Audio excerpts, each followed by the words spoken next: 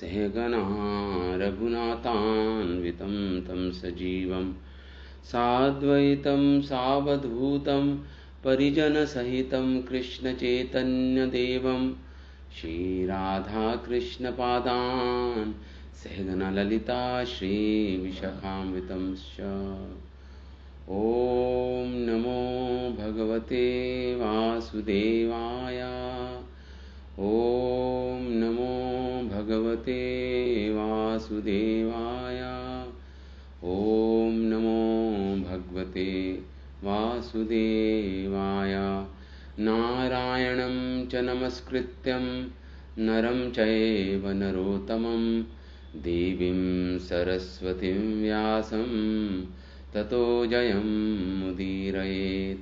नष्टप्रायेषु अभद्रेषु नित्यं भागवत सेवया भगवती उत्तमश्लोके भक्तिर्भवती नैष्टिकी। इदं भागवतं नाम पुराणं ब्रह्मसंहितं उत्तमश्लोकचरितं चकारा भगवन् ऋषि। जय श्री कृष्ण चैतन्य प्रभु नित्यानंद श्री अद्वैत गदाधर श्रीवासादि गौर भक्त वृंद। हरे कृष्णा कृष्णा कृष्णा हरे हरे, हरे राम राम राम हरे हरे। ओम सहना भवतु सहनं भुनक्तु सह वीर्यं करवावहे तेजस्विनावधीतमस्तु मा विद्विषावहि। ओम शांति शांति शांति। ओम वसुदेवं सुतं देवं कंसचारूणमर्दनं देवकी परमानंदं कृष्णं वंदे जगद्गुरुं।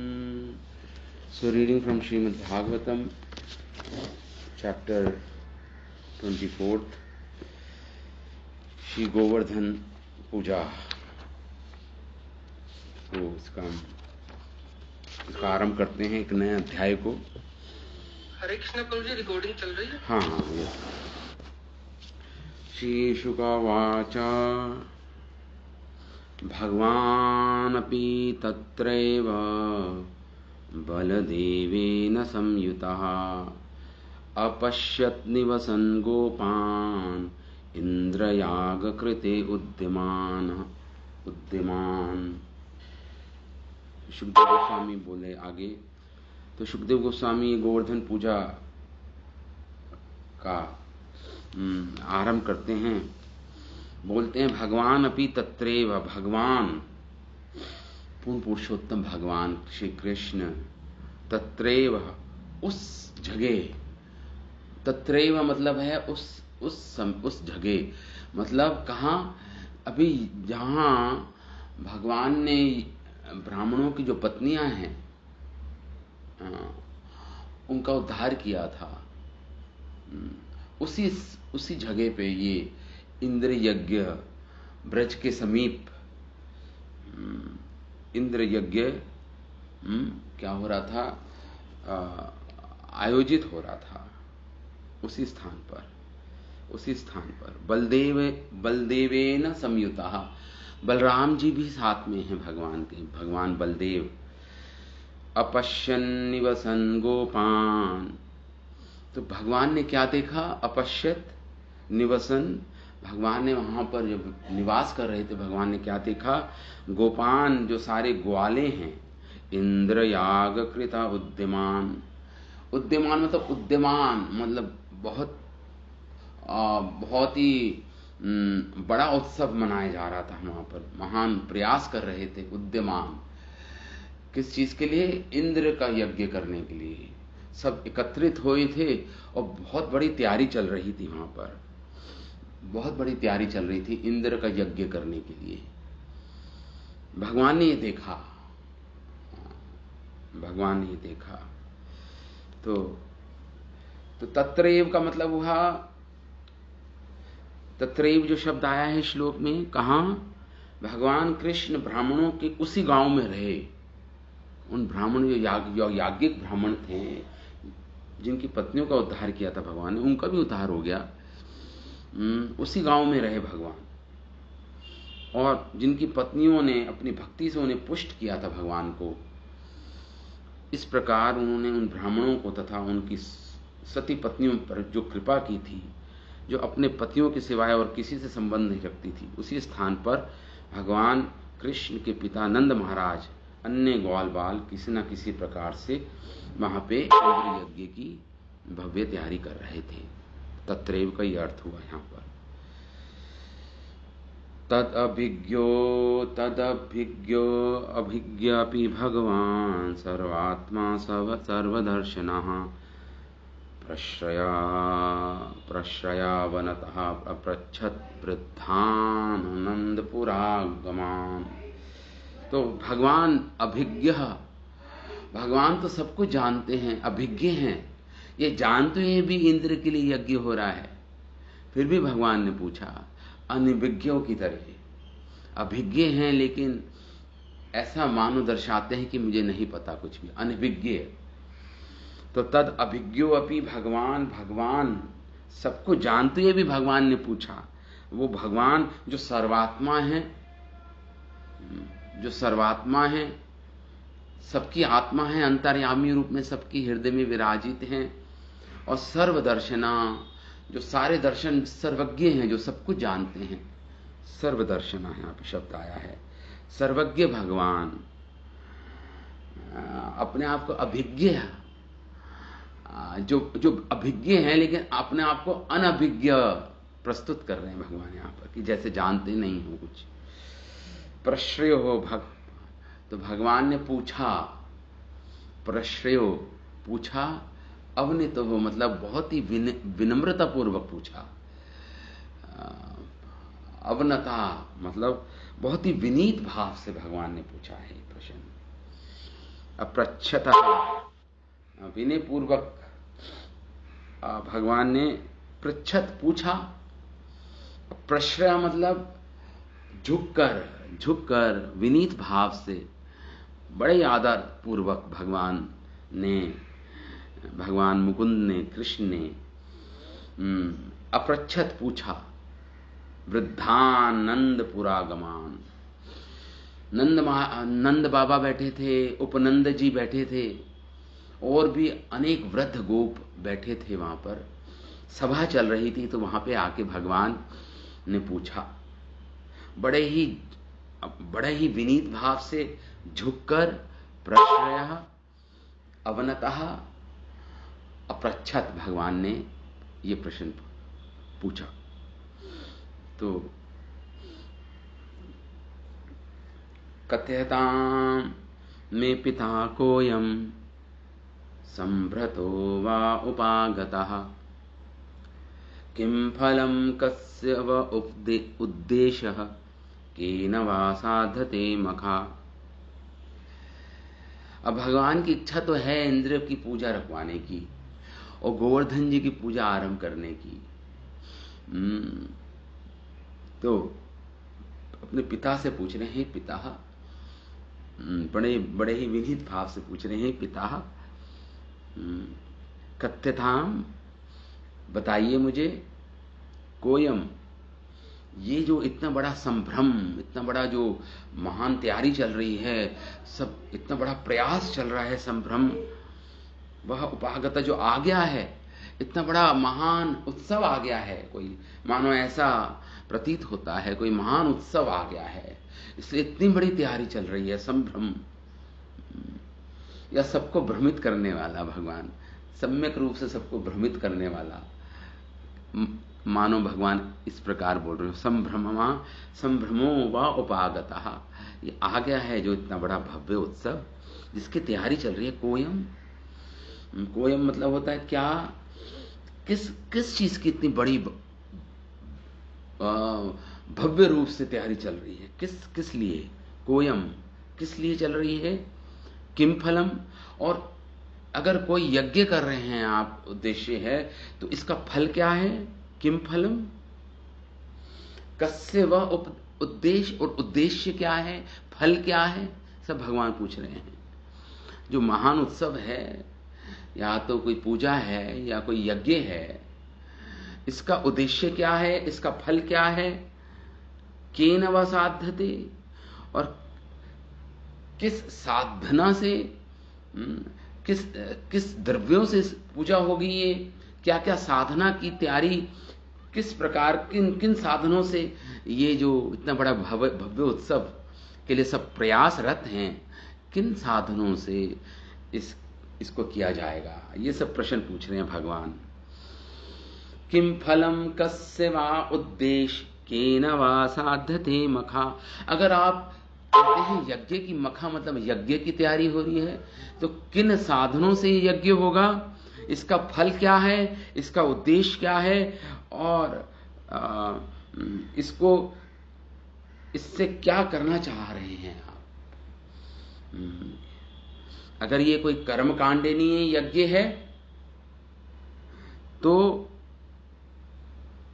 किसकी कौन से देवता, कौन देवता है जिसकी तुष्टि के लिए ये यज्ञ किया जा रहा है, ये भगवान पूछ रहे हैं, ये भगवान पूछ रहे हैं। तो ये इतना बड़ा जो महत प्रयास हो रहा है, ये किस लिए किया जा रहा है, ये भगवान कुछ प्रश्न पूछ रहे हैं नंद महाराज से। और भी अनेक वृद्ध गोपान बैठे हैं, लेकिन नंद महाराज से ही विशेषतः पूछा जा रहा है, ये पूछे जा रहे हैं ये प्रश्न। एतत् ब्रूहि महान कामो मह्यम शुश्रुवे पिता। हे पिता, तो भगवान मानो ये सोच रहे हो कि मेरे पिता, तो मुझे छोटा जानकर, भगवान उस समय 7 वर्ष के ही तो थे, बस 7 years old, 7 वर्ष के थे भगवान। मानो भगवान ये एंटिसिपेट कर रहे हो यार, ये अपेक्षा कर रहे हो कि नंद बाबा मुझ पर ध्यान नहीं देंगे कि छोटा बच्चा, इसे अभी क्या पता इस यज्ञ के बारे में, इसको क्या बताऊं। मानो भगवान ये अपेक्षा कर रहे हो कि नंद बाबा ऐसा बोलेंगे, या मेरी इन प्रश्नों पर ध्यान ही नहीं देंगे। तो भगवान आगे कहते हैं, एतत् ब्रूहि महान कामो मह्यम शुश्रुवे पिता। हे पिता, हे पिताजी, एतत् ब्रूहि, मैं सुनना चाहता हूं ये महान कार्य का उद्देश्य, सब कुछ जो मैंने प्रश्न में, इनके बारे में मुझे सुनने की तीव्र आकांक्षा है, मेरी तीव्र इच्छा है सुनने की। एतत् ब्रूहि महान कामों, जो इतना महान काम करने जा रहे हैं आप लोग, तो उसके बारे में ब्रूहि, मुझे बतलाइए, मह्यम, मुझे, शुश्रुवे, सुनने के लिए, हे पिता मैं अति उत्सुक हूं, बहुत तीव्र इच्छा है मुझे सुनने की। शुश्रुवे पिता, नाहि गोप्यम ही साधूनाम। कहते हैं आगे एक सिद्धांत प्रस्तुत करते हैं भगवान, कहते हैं जो गोपनीय वस्तु होता है ना, एक साधु के लिए तो कोई चीज गोपनीय नहीं होनी चाहिए। आप तो साधु हैं, नंद बाबा को कह रहे हैं, तो एक साधु के लिए तो कोई गोपनीय वस्तु होती नहीं है, कुछ छुपाने लायक कुछ वस्तु होती नहीं है। न ही गोप्यम ही साधूनाम कृत्यम सर्वात्मनाम इह। उनके लिए कोई भी गोपनीय कृत्य नहीं होता उनका। गोपनीय कोई भी कार्य करते हैं, साधना करते हैं, वो कोई गोपनीय नहीं होती।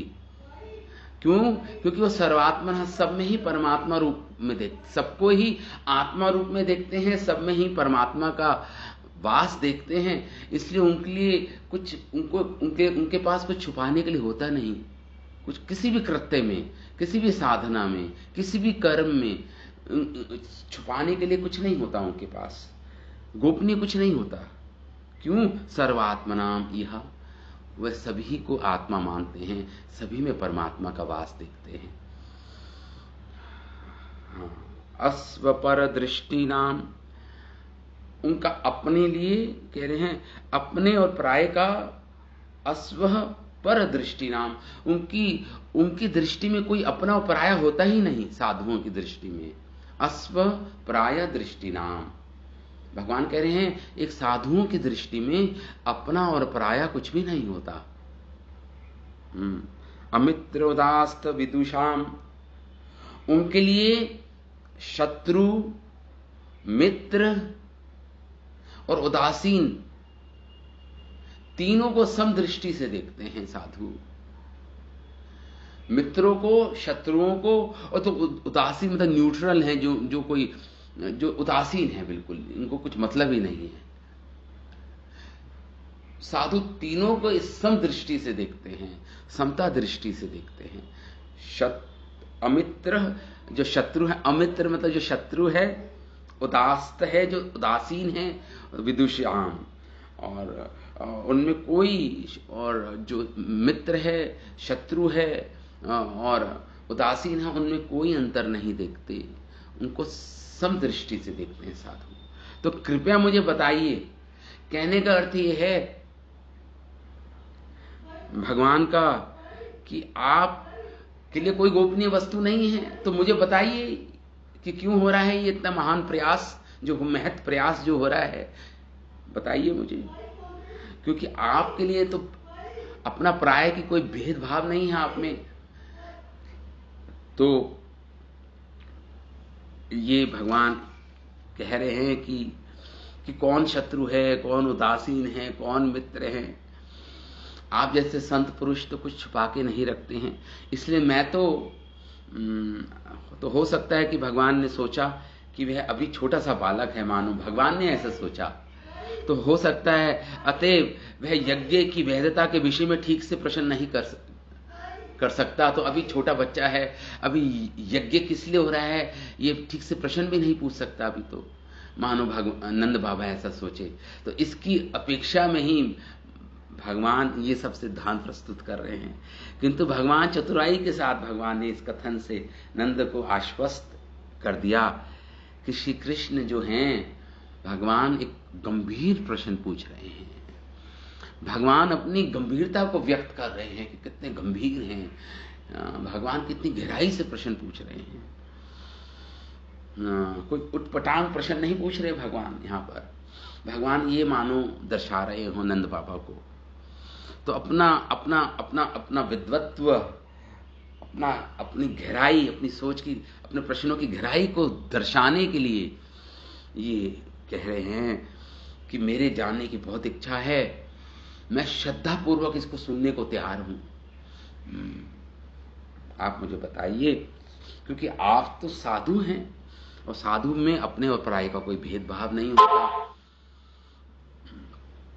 तो इस प्रकार कुछ भी संत लोग छुपा के नहीं रखते, गोपनीय नहीं होता। तो आप मुझे बताइए, आगे कहते हैं भगवान, उदासीनो अरिवत वर्जय आत्मवत् सुहृत उच्यते। तो मानो नंद बाबा बोले, अरे हम तो गृहस्थी है, मैं तो गृहस्थ ही हूं, एक साधारण गृहस्थ जीवन है मेरा, तो मैं तो भेद रखता हूं। मित्रों, जो उदासीन व्यक्ति हैं, जो मित्र हैं, जो शत्रु हैं, उन मेरी दृष्टि में तो भेद है, क्योंकि मैं तो एक साधारण गृहस्थ हूं। मानो नंद बाबा ये कहें, मानो ये कहें, तो उसकी अपेक्षा करके भगवान कह रहे हैं उदासीनो। ठीक है, उदासीन जो जन होते हैं वो तो, उनको तो शत्रु ही मान लो आप। ठीक है, आपकी दृष्टि में भेदभाव है भी, तो ठीक है, जो उदासीन होते हैं उनको तो शत्रुओं की तरह ही मानना चाहिए, उसी कैटेगरी में रखना चाहिए, उसी श्रेणी में रखना चाहिए। जो उदासीन होते हैं आपके प्रति, शत्रुओं की कैटेगरी में उनको रखना चाहिए। लेकिन हे पिता, आत्मवत् सुहृद उच्यते, लेकिन मैं तो आपका सुहृद हूं, आपका अपना पुत्र हूं, तो मुझसे क्या छिपाना, मुझसे क्यों छिपाना।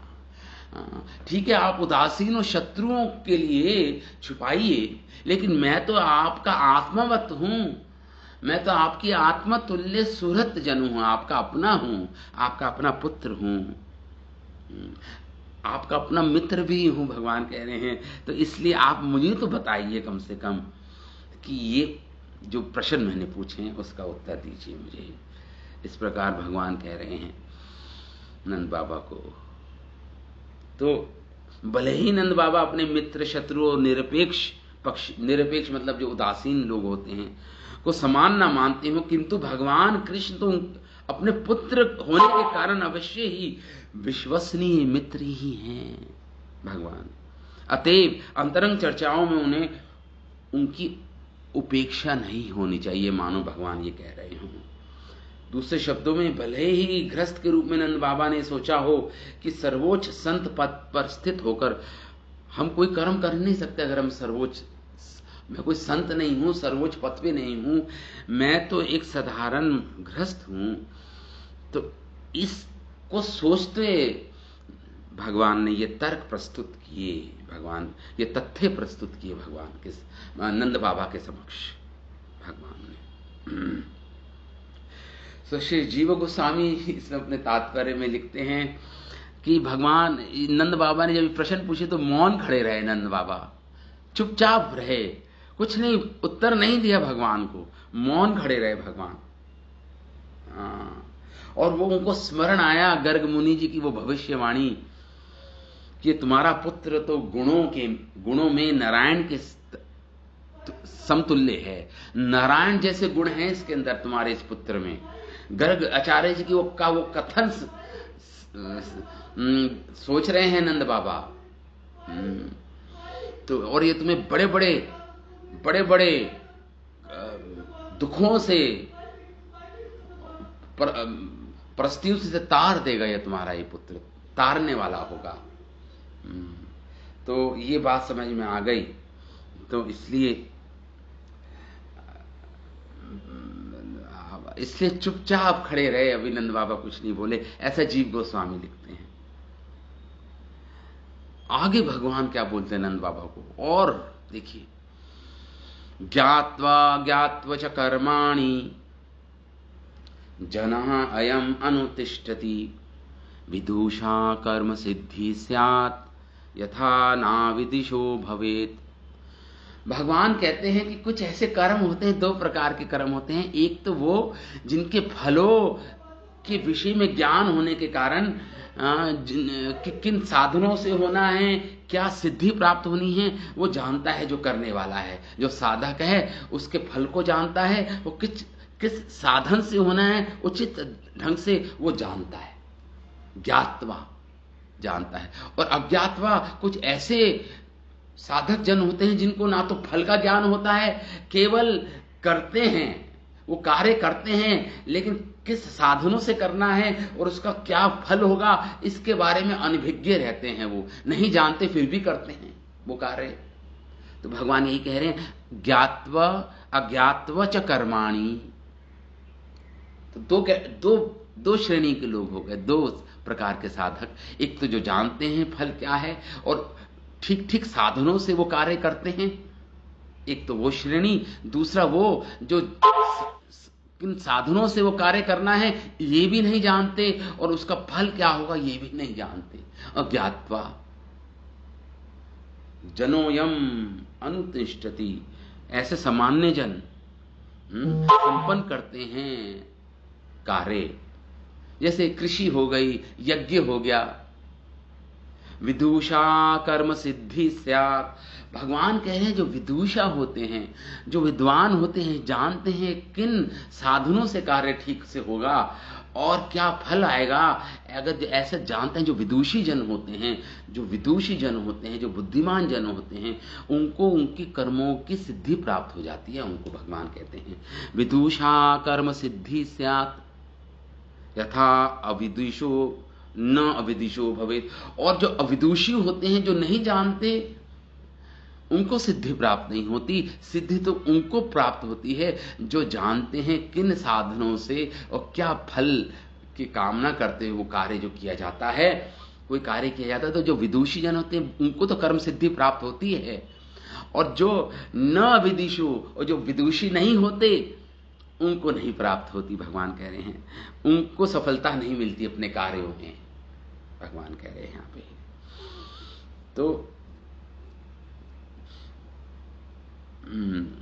तो जो लोग ये जानते हैं कि वे क्या कर रहे हैं, उन्हें अपने कार्यों में सफलता प्राप्त होती है, और जबकि अज्ञानी लोगों को सफलता प्राप्त नहीं होती। तो यहां पर भगवान अपने पिता को बतला रहे हैं कि लोगों को चाहिए, मानो भगवान कह रहे हो ये नंद बाबा से, कि लोगों को चाहिए कि विदुषी बने। अपने कार्यों को करने से पहले, किसी कर्म को करने से पहले अपने मित्रजन, अपने सुहृतजन, अपने बंधु बांधवों से परामर्श करें, विचार विमर्श करें, परामर्श करें, उनके साथ डिस्कस करें, और उसके बाद सोच समझ के वो कार्य करें। और जो विदुषु की तरह नहीं, जो परंपरागत, ठीक है कोई परंपरा से चलता आ रहा है कोई कार्य वो करना है, ऐसा नहीं। अविदुषों की तरह नहीं, विदुषों की तरह कार्य करें। इसलिए मैं तो आपका मित्र हूं, सुहृत जन हूं, आपका पुत्र हूं, तो मुझसे तो परामर्श करना आपका कर्तव्य बनता है, ऐसे मानो भगवान कह रहे हो नंद बाबा को। 7 साल के हैं भगवान, 7 वर्ष की आयु है भगवान की अभी। इतने गंभीर प्रश्न और इतने गंभीर सिद्धांत प्रस्तुत कर रहे हैं भगवान नंद बाबा को।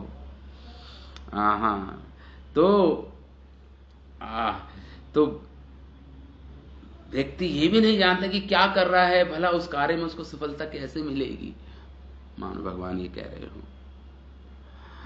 तो चूंकि नंद के तरुण पुत्र भगवान कृष्ण ने अपने पिता के धार्मिक कृत्य में उत्साह दिखाने की आशा जानना चाहते थे, तो ये जो पुत्र है उसकी भगवान में तो उत्साह है जानने का, ये स्वाभाविक ही है। किसी घर में कोई कार्य होता है तो जो बच्चे होते हैं, जो पुत्र होते हैं, पुत्रियां होती हैं, वो उत्साहित होते हैं, भाई क्या उद्देश्य है, क्यों हो रहा है, तब महत प्रयास का संभ्रम। अतः पिता का कर्तव्य था कि वह पुत्र से उस उत्सव की उसको पूरा समझ दे। मानो भगवान ये कह रहे हो, ये नंद बाबा आपका कर्तव्य है कि मुझे पूरी समझ दें, कि ये जो प्रश्न पूछ, मेरे प्रश्नों का उत्तर दे, कि मुझे पूरी समझाएं मुझे ये क्या हो रहा है। मैं उत्साहित हूं सुनने के लिए, शुश्रूषावा, मैं अतीब उत्सुक हूं जानने के लिए। तत्र तावत् क्रियायोगो भवतां की विचारितः अथवा लौकिकस्तन्मे पृच्छता साधु भण्यताम्। तो कह रहे हैं जो ये आप क्रिया योग कर रहे हो, सकाम जो आपका उद्यम है, मतलब आपका जो कर्म है, जो ये सकाम कर्म, मुझे ऐसा अनुभव में आ रहा है, मुझे ऐसा प्रतीत होता है, भगवान कह रहे हैं ये सकाम कर्म जो हो रहा है, यज्ञ भवताम, आप क्या ये बताइए, विचारिता, क्या आपने शास्त्रों से विचार किया है इस पर, कि जो ये कार्य कर रहे हैं आप यज्ञ, तो क्या ये शास्त्र सम्मत है? विचारिता, बड़े सोच समझ के विचार करके शास्त्रों को केंद्र में रखकर शास्त्र सम्मत है क्या ये जो ये यज्ञ कर रहे हैं? विचारिता या लौकिक, अथवा लौकिक स्तन वे, या तो आपकी परंपरा में, आपके परिवार में एक परंपरा में चलता आ रहा है, बस वही है, ये लौकिक है, बस लौकिक परंपरा ही है केवल। प्रच्छता साधु भण्यताम, या तो इसको स्पष्ट रूप से भण्यताम आप मुझे बतला दिया जाए, ये उत्सव शास्त्र सम्मत है या समाज की एक साधारण रीति है, मुझे स्पष्ट रूप से आप भण्यताम मुझे बतलाइए इस बारे में। तो ये 7 श्लोक भगवान ने प्रश्न पूछे हैं नंद बाबा से। अब इन 7 श्लोकों पर श्रीला जीव गोस्वामी अपनी टीकाओं में लिखते हैं कि यहाँ पर जीव गोस्वामी कहते हैं कि इन 7 श्लोकों पर कि पहले कृष्ण ने तो क्या किया, पहले उन जो अबलाएं थी, जो ब्राह्मणों की पत्नियां थीं, अपनी टीका में लिख रहे हैं जीव गोस्वामी, उनको भगवान ने वापस भेज दिया था उन याज्ञिक ब्राह्मणों की पत्नियों को, और ये कहा था कि तुम सिद्ध हो गई हो और आने वाली शरत रात्रि में तुम मेरे साथ विलास करोगे। इस प्रकार भगवान ने उनको आश्वासन दिया था उन ब्राह्मणों की पत्नियों को। हाँ, तो यहां पे जीव गोस्वामी क्रम बता रहे हैं, क्योंकि सुखदेव गोस्वामी ने जब ये लीलाओं का वर्णन कर रहे हैं तो प्रेम विवश, इतने विवशता जो इनके हृदय में प्रेम के कारण स्फुरित जो लीलाएं भगवान की स्फुरित हो रही हैं, उनका क्रम नहीं है, उनका क्रम नहीं है। क्रम मतलब एक सीक्वेंस नहीं है उनका। जो प्रेम विवश होकर जो हृदय में लीला है, उसको सुखदेव गोस्वामी वर्णन कर रहे थे उस समय परीक्षित महाराज को। तो क्रम बता रहे हैं यहां पे एक्चुअली जीव गोस्वामी। क्रम क्या हुआ? तो क्रम ये हुआ, सर्वप्रथम गोवर्धन पूजा हुई कार्तिक मास की शुक्ल तिथि में, शुक्ल पक्ष में, कार्तिक मास की शुक्ल पक्ष में ये गोवर्धन पूजा होती है। अमावस्या, दीपावली अमावस्या के दिन होती है, उसके अगले दिन या उसी दिन ये दीपावली, ये गोवर्धन पूजा होती है कार्तिक मास की शुक्ल तिथि। फिर क्रम बता रहे हैं जीव गोस्वामी। फिर भगवान वरुण लोक गमन किया, उन्होंने, नंद बाबा ने वरुण लोक, ये भी कार्तिक मास में हुआ। फिर तीसरा क्रम बता रहे हैं, फिर वस्त्र हरण हुआ, वो हुआ मार्गशीर्ष की पूर्णिमा के दिन। ये हमने पढ़ा, वस्त्र हरण लीला पढ़ी। ये सीक्वेंस देखिए, वस्त्र हरण लीला सुखदेव गोस्वामी पहले ही वर्णन कर चुके हैं, लेकिन एक्चुअली ये लीला गोवर्धन लीला के बाद हुई है। और उसके बाद चौथा क्रम हुआ यज्ञ पत्नियों द्वारा, ग्रीष्म ऋतु में यज्ञ पत्नियों द्वारा भगवान की पूजा। यज्ञ पत्नियां जो ये हमने पिछली जो पढ़ी है ग्रीष्म ऋतु की लीला है, ये बाद में हुई है। और उसके बाद रास लीला होगी, शरद ऋतु में रास लीला होगी, महारास होगा। ये क्रम बता रहे हैं जीव गोस्वामी। तो सर्वप्रथम गोवर्धन पूजा, फिर वरुण लोक गमन, उसका वस्त्र हरण लीला, फिर यज्ञ पत्नियों का उद्धार, और फिर रास क्रीड़ा, भगवान का महारास हुआ। ये क्रम बता रहे हैं जीव गोस्वामी। तो सुखदेव गोस्वामी प्रेम विवशता के कारण ये क्रम नहीं रखते सुखदेव गोस्वामी जब लीलाओं का वर्णन कर रहे हैं। तो फिर भी भगवान तो, खैर हम अभी गोवर्धन पूजा की बात हो रही है यहां पे हमारे इस अध्याय में, जिसका वर्णन कर रहे हैं सुखदेव गोस्वामी। तो इस प्रसंग में सुखदेव गोस्वामी लिखते हैं कि भगवान ने वृद्ध गोपों को वहां एकत्रित देखा, भगवान ने देखा। इसका तात्पर्य यह हुआ कि इंद्र यज्ञ के लिए योग्य स्थान में जो गोष्ठ के निकट ही था, मतलब ब्रज के निकट ही था, एकत्रित होकर गोप वहां तैयारी कर रहे थे। श्री बलदेव जी के साथ भगवान वहां प्रविष्ट हुए। उस गोप सभा, जो सभा हो रही थी, सब वृद्ध गोपान बैठे थे। उन्होंने इंद्र यज्ञ के लिए प्रयत्न करने के लिए गोपों को देखा।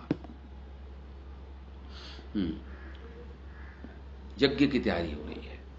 तात्पर्य ये कि श्री कृष्ण की इच्छा तो इंद्र यज्ञ के उसी द्रव्य से किसी अन्य यज्ञ को संपादित करने की इच्छा थी। तो भगवान की तो इच्छा यही थी, परंतु पहले वो कुछ नहीं बोले, जैसा कि विष्णु पुराण में वर्णन है।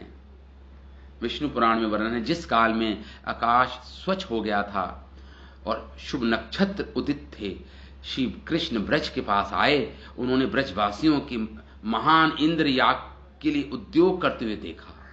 विष्णु पुराण में इस प्रकार लिखा हुआ है, और हरिवंश पुराण में भी लिखा हुआ, उसको भी कोट कर रहे हैं यहाँ पे। खैर एनी हाउ, यहाँ पे पद्म पुराण में लिखा है कि दीपों से युक्त अमावस्या के उत्सव के अंत में, जब दीपावली मनाई जाती है अमावस्या के, उसके अंत में प्रातः गोवर्धन की पूजा करनी चाहिए। तो इस प्रकार पद्म पुराण में लिखा हुआ है। इसको श्रील जीव गोस्वामी यहाँ पे बता रहे हैं हमें। तो श्री कृष्ण ने पूर्व, हालांकि भगवान ने पहले, भगवान 7 वर्ष के हो गए थे, तो पहले इतने वर्ष तक तो भगवान ने देखा था, हर वर्ष हो रहा था ये इंद्र यज्ञ। भगवान दर्शन कर रहे थे इंद्र यज्ञ के, लेकिन भगवान ने कभी ये प्रश्न नहीं पूछे थे नंद बाबा से। 7 वर्ष के हो गए थे, देखिए इतने लंबे समय तक ये, और प्रति वर्ष हो रहा था ये इंद्र यज्ञ।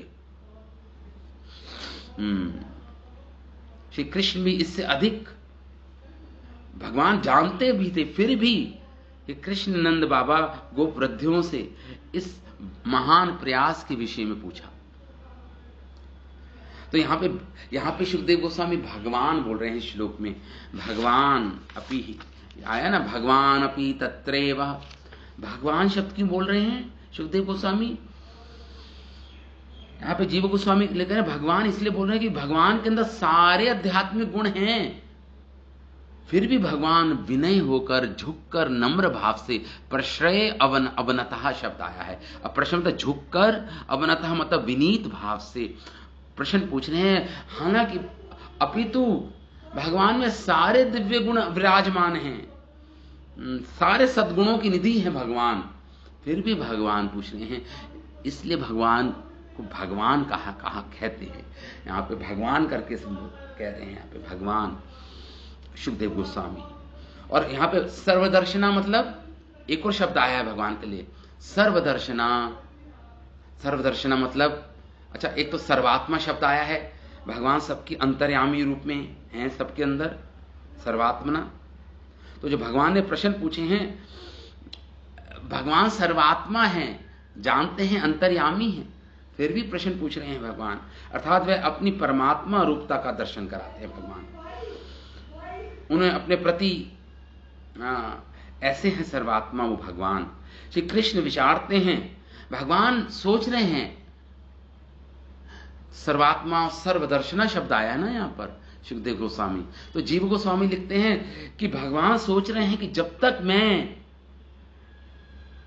मेरा जन्म नहीं हुआ था, तब तक मेरे ये पूर्वज मुझसे बहिरंग देवता की पूजा करते थे, मुझसे अलग देवता की पूजा करते थे मेरे पूर्वज, मतलब इंद्र की और दूसरे देवी देवताओं की पूजा करते थे।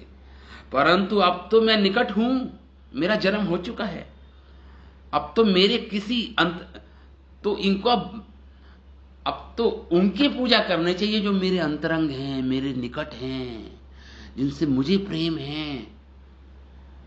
अब तो उनकी पूजा करनी चाहिए मेरे ब्रजवासियों को, मेरे बहिरंग देवताओं की पूजा नहीं करनी चाहिए जो मेरे इतने अति प्रिय नहीं हैं।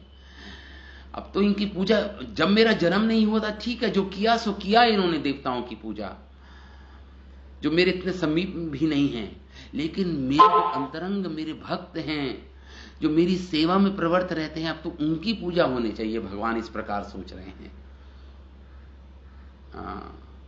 मेरे पिता महामहिम हैं, तो ब्रह्मा जी ने भी वंदना की थी कि हे प्रभु, मैं अति तुच्छ हूं, मां अभिमानी हूं, इंद्र की पूजा करे तो ऐसी पूजा मुझे दुख देने वाली होगी। तो भगवान सोच रहे हैं अगर अब मेरे जन्म होने के बाद अब ये इंद्र की पूजा करेंगे तो मुझे दुख होगा, क्योंकि मेरे ब्रजवासी इंद्र से भी उच्च उनका पद है, मेरे ब्रजवासियों का, उनका जो प्रेम है, मेरे प्रति जो अतिशय प्रेम है उनका, वो इंद्र से भी कई अत्यधिक मात्रा में है। तो भगवान कहते हैं मुझे दुख होगा अब ये इंद्र की अगर पूजा करेंगे तो, अब मेरा जन्म हो चुका है, मैं उपस्थित हूं इनके समक्ष। अतः इस समय अपने परम अंतरंग जो उनके भक्त हैं भगवान के, श्री गोवर्धन जी की पूजा परिवर्तन करने की भगवान की इच्छा उत्पन्न हो गई भगवान के अंदर। अब तो मेरी अंतरंग भक्तों की पूजा होनी चाहिए ब्रजवासियों के द्वारा, बहिरंग देवताओं की नहीं। मेरे अत्यंत निकट जो मेरे भक्त हैं उनकी पूजा, भगवान की इच्छा हुई। तो इस प्रकार उन वृद्धों के सम्मुख, उन सबों में व्रत श्री कृष्ण के आत्मीय होने के कारण असंकोच के पात्र अपने पिता नंद से प्रश्न पूछ लिया। इस प्रकार जीव गोस्वामी बताते हैं। कि आप मुझे बताइए, भगवान ने प्रश्न पूछे कि ये तैयारी किस लिए हो रही है? अन्य सब लोग तो इसके विषय में जानते हैं, केवल मैं ही नहीं जानता, मानो भगवान कह रहे हो नंद बाबा से। ये जीव गोस्वामी देखिए, और ये हमारे आचार्यों की अनुभूतियां हैं ये सब। तो मानो भगवान कह रहे हो मुझे बताइए, मानो सभी जानते हो, मेरे अलावा सभी कुछ जानते हो इस यज्ञ के बारे में। कृष्ण का ये लीला पिता को संतोष देने वाली एक बालक की मुक्त प्राय लीला ही है। ये श्रवण करना मैं अवश्य चाहता हूं, मानो भगवान कह रहे हो। मैं देख रहा हूं कि आप सभी को व्यग्रता है, केवल कुछ ही लोग नहीं, सभी क्या है, बिजी हैं इतने बड़ी तैयारी में। तो यहां पे भगवान पूछ रहे हैं, इन विषयों के विषय में प्रश्न पूछा, उस साधन सामग्री का मेरे सामने वर्णन करो जिससे इन पूजा होगी। भगवान, यदि तुम कोई धर्म सुनना चाहते हो तो, यदि कोई धर्म सुनना चाहता है तो जानकर व्यक्ति उत्तर ना दे तो उसे दोष लगेगा। मानो भगवान कह रहे हो, नंद बाबा को इनडायरेक्टली बोल रहे हो कि देखो, नीति शास्त्र बोलता है कि अगर कोई सुनना चाहता है धर्म, तो जो धर्म जानने वाला है उसको उत्तर देना चाहिए।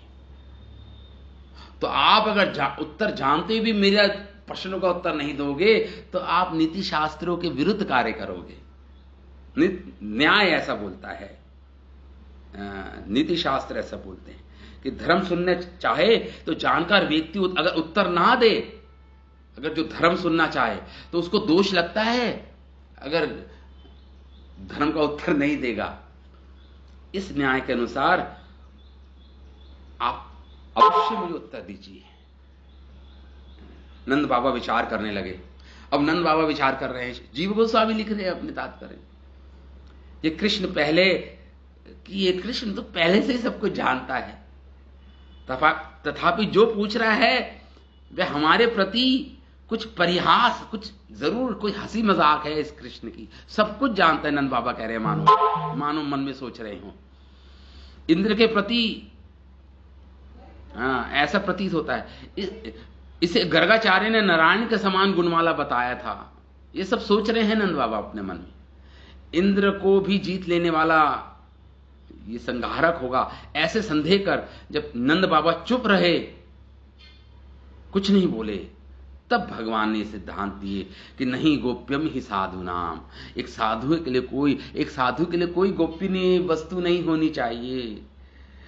भगवान इस जब बोले कि साधुओं की विकर्मों में प्रवृत्ति नहीं होती, इसलिए किसी बात को छुपाने की प्रवृत्ति का स्वतः ही अभाव रहता है।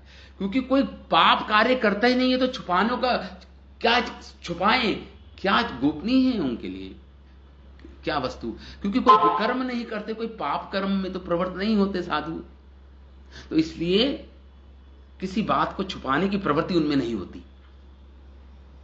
ये तो साधु का लक्षण ही है कि वे सर्वात्मा सर्वत्र दर्शन करने वाले हैं, होते हैं, और अपना और पराई में कोई भेदभाव नहीं होता, मित्र उदासीन शत्रु उनका नहीं होता कोई। ये साधुओं के 3 लक्षण बताए हैं भगवान ने अपने इन श्लोकों में। तो यदि कोई शंका करे कि नंद आदि गोप कैसे सर्वात्मा हो सकते हैं, क्योंकि वे तो निज स्वार्थ, निज हितार्थ किसी इंद्र जैसे देवता की आराधना कर रहे हैं, इसलिए इनमें स्व पर दृष्टि का अभाव तथा मित्र उदासीन का अभाव नहीं हो सकता। जैसे तो मान लो कोई ये प्रश्न पूछे कि ये तो गृहस्थ हैं, एक इंद्र की पूजा कर रहे हैं सकाम भाव से, तो ये तो इस पर विचार करेंगे कि कौन शत्रु है, कौन मित्र है, कौन उदासीन है, इस पर तो विचार होगा इनका। फिर भी मुझ कृष्ण से कोई बात छिपाना उपयुक्त नहीं है, मानो भगवान ये कह रहे हो।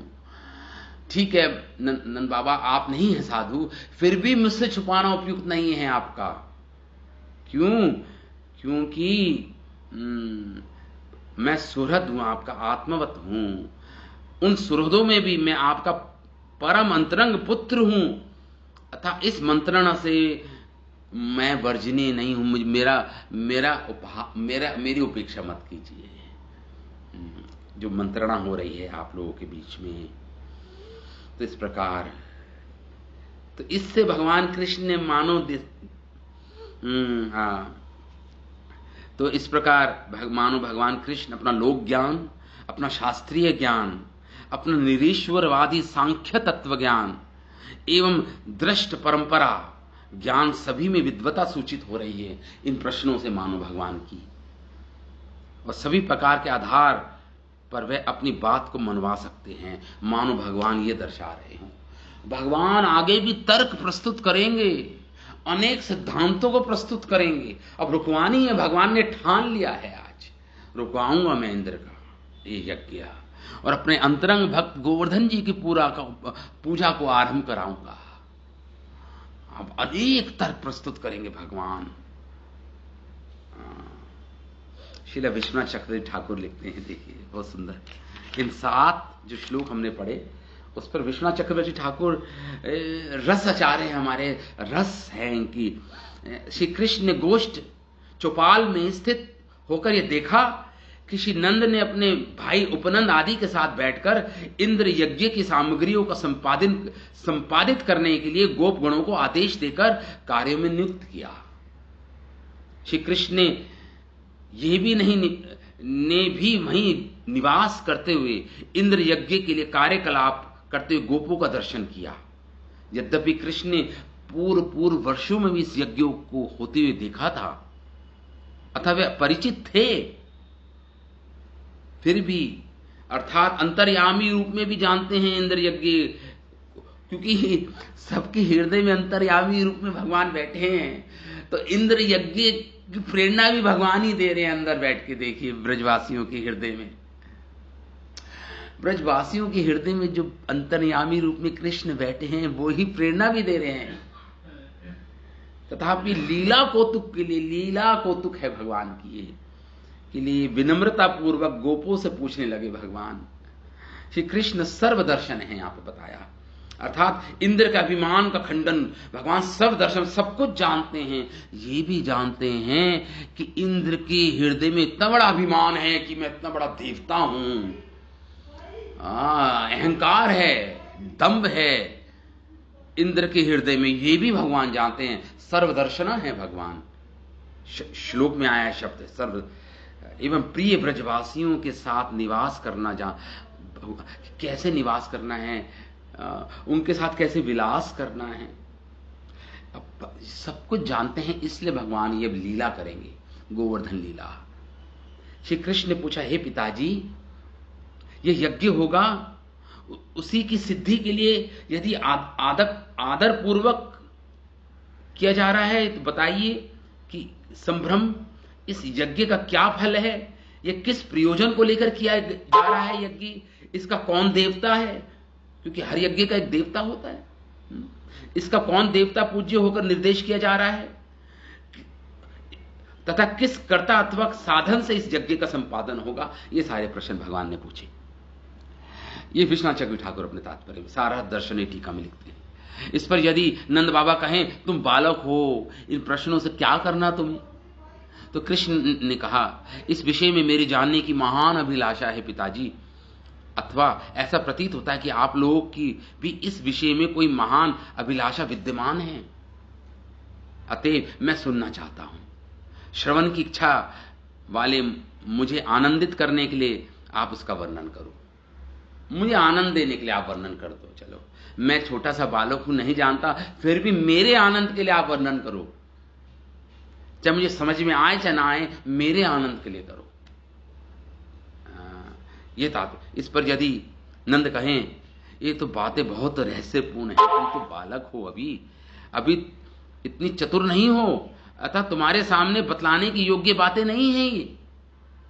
तो कृष्ण अपनी अत्यधिक योग्यता को अपने वचनों की चतुराई से प्रकाशित करते कहते हैं, क्योंकि सभी जीव अपने समान ही हैं, अतः उन व्यक्तियों में ये मेरा है, ये पराया है, ये दृष्टि साधुओं में नहीं होती। मां अपने पिताजी से कहते हैं, अतएव इस दृष्टि के कारण भेद से प्राप्त होने वाला मित्र, उदासीन शत्रु इन साधुओं के नहीं होते।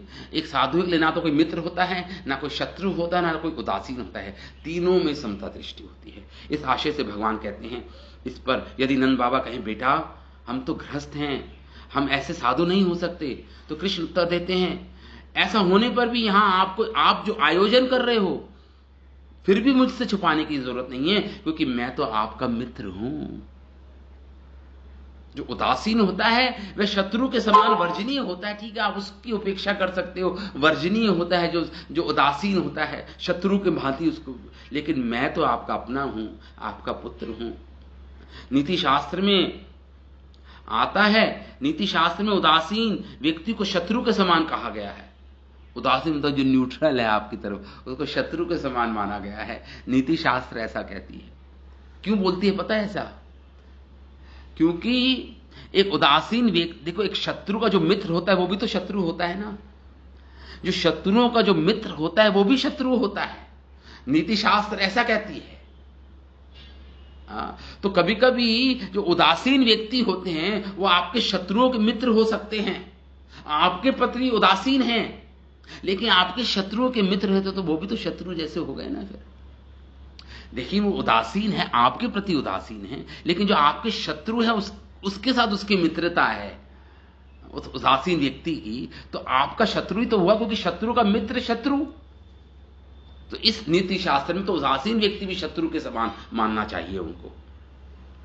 इस प्रकार भगवान लेकिन मैं तो आपका सुहृद हूं, अपना हूं, आपका पुत्र हूं, आपका अपना हूं, तो मुझे तो आप समझाइए, इन रहस्य को समझाइए।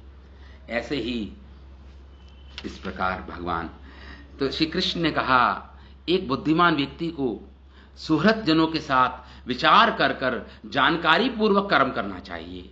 केवल अंधाधुन आगे पीछे चलने वालों के पीछे चलना नहीं करना चाहिए, भेड़ चाल में नहीं चलना चाहिए, कहने का अर्थ है। इसी आशय से कहते हैं ज्ञात्वा अज्ञात्वा। श्री कृष्ण ने कहा हम इस इंद्र यज्ञ के फल को जानकर ही ये यज्ञ कर रहे हैं। उत्तर में भगवान ने कहा कि इस कर्म के मध्य जो क्रिया योग है, जो विधि है, जो साधन है और उसका जो फल है उसे बताइए। क्या आपने शास्त्र की दृष्टि से विचार किया है, अथवा ये विधि और ये फल मिलेगा और जो विधि है यज्ञ करने की, क्या ये लौकिक है, केवल लौकिक आचरण है आपका, या शास्त्र वेद या शास्त्र सम्मत है? ये भगवान ने ये हुआ। अब नंद बाबा उत्तर दे रहे हैं, ये हमारे आचार्य की टीका ये रही। अब नंद बाबा उत्तर दे रहे हैं। श्री नंद वाचा पर्जन्यो भगवान इंद्रो मेघातस्यात्ममूर्तये ते अभिवर्षन्ति भूतानां प्रीणं जीवनं पयः तं तात्वन्मन्य चामूर्चा पर्जन्यो भगवान इंद्रो। नंद बाबा बोले हे पुत्र, अच्छा समय हो गया? क्षमा कीजिए। अच्छा चलिए फिर तो नंद बाबा क्या उत्तर देंगे भगवान कृष्ण के प्रश्नों का, ये हम मेरे ख्याल से कल इस पर हम चर्चा करेंगे। कल चर्चा करेंगे। 3 श्लोकों में उत्तर दिए हैं नंद बाबा ने, और उस पर फिर हमारे आचार्यों की टीका पढ़ेंगे हम। तो कल हम करेंगे इसको। श्री नंद वाचा, यहाँ पे अभी नंद बाबा अभी भगवान को प्रश्नकर्ता के रूप में छोड़ जाते हैं। कल नंद बाबा जो उत्तर देंगे भगवान को, कल हम सुनेंगे नंद बाबा के क्या उत्तर हैं इस प्रश्न पर। ठीक है। श्रीमद् भागवतम महापुराण की जय, श्रील वेद व्यास मुनि की जय, श्रील सुखदेव गोस्वामी की जय, श्रील प्रभुपाद की जय। निताय गौर प्रेमानंदे। हरि हरि बोल।